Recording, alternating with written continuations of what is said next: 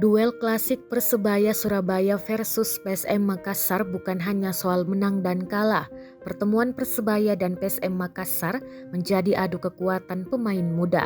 Persebaya dan PSM Makassar memang jadi tim Liga 1 2022-2023 yang andalkan banyak pemain muda.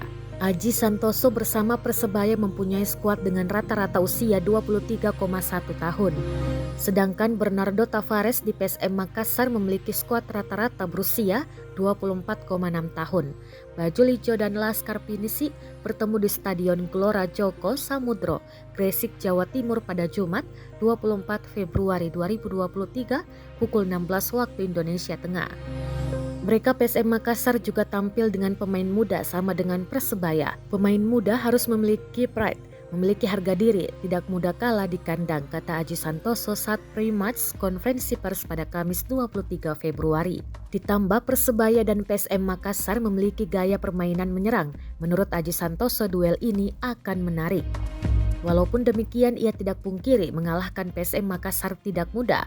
Mereka dalam tren yang bagus memuncaki klasemen dengan 53 poin. Sementara Persebaya di posisi 7 dengan 37 poin.